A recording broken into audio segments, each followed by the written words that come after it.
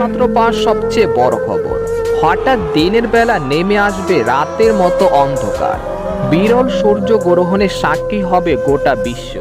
কেননা এমন বিরল সূর্যগ্রহণ দেখা যাবে আবারও 125 বছর পর। আগামী মাসেই দেখা যাবে 2024 সালের প্রথম সূর্যগ্রহণ। কোথায় ও কিভাবে দেখতে পারবেন এই সূর্যগ্রহণ? ভারত ও বাংলাদেশ থেকে কি এই গ্রহণ দেখা যাবে? ভারত ও বাংলাদেশের সময় অনুযায়ী এই গ্রহণ কখন শুরু হবে এবং কখন শেষ হবে? একটানা কতক্ষণ পর্যন্ত চলবে এই গ্রহণ? জানতে হলে ভিডিওটি প্রথম থেকে শেষ পর্যন্ত দেখতে থাকুন। আর সবার আগে সবার প্রথম সঠিক খবর জানতে আমাদের চ্যানেলটিকে সাবস্ক্রাইব করে রাখুন। এবার জেনে নিন এক নজরে। পূর্ণ ঘেরা সূর্যগ্রহণে একই রেখায় থাকে চাঁদ, সূর্য ও পৃথিবী। তখন সূর্য পুরোপুরি ঘূর্ণায়মান চাঁদের পিছনে ঢাকা পড়ে যায়। এ কারণে দিনের বেলাতেই রাতের মতো অন্ধকার নামবে পৃথিবীতে। আংশিক সূর্যগ্রহণ প্রতি বছর দেখা গেলেও পূর্ণগ্রাস বিরল ঘটনা। সর্বশেষ 1970 সালে পূর্ণগ্রাস সূর্যগ্রহণ দেখা গিয়েছিল পৃথিবীতে। জানা গেছে বিরল পূর্ণগ্রাস সূর্যগ্রহণের কারণে 8 এপ্রিল মেক্সিকো, যুক্তরাষ্ট্র ও কানাডায় সূর্যকে পুরোপুরি ঢেকে ফেলবে চাঁদ। ফলে দিন হবে রাতের মতো অন্ধকার। এই অবস্থায় যুক্তরাষ্ট্রে সেদিন শত শত স্কুল বন্ধ হতে যাচ্ছে বলে এক প্রতিবেদনে জানিয়েছেন মার্কিন নিউজ পত্রিকা।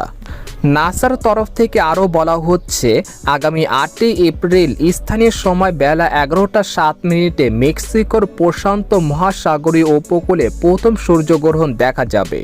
54 বছর পর এমন সূর্যগ্রহণ হওয়ায় নাসার বিজ্ঞানীরা এই সূর্যগ্রহণকে বিশেষ বলে বর্ণনা করেছেন। এর আগে 1970 সালে এমন সূর্যগ্রহণ হয়েছিল, আবার হতে পারে 2078 সালে। বলা হচ্ছে যুক্তরাষ্ট্রের Texas, Oklahoma, Arkansas, Missouri, Illinois, Kentucky, Indiana, Ohio, Pennsylvania, new York, Vermont, new Hampshire এবং মেইন অঙ্গরাজ্য থেকে পূর্ণগ্রাস এই সূর্যগ্রহণ দেখা যাবে।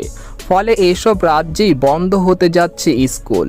তবে এই গ্রহণ বাংলাদেশের সময় অনুযায়ী রাত 11টা 12 থেকে রাত 2টা 25 মধ্যরাত পর্যন্ত চলবে। এই কারণে বাংলাদেশ থেকে এই গ্রহণ দেখা যাবে না।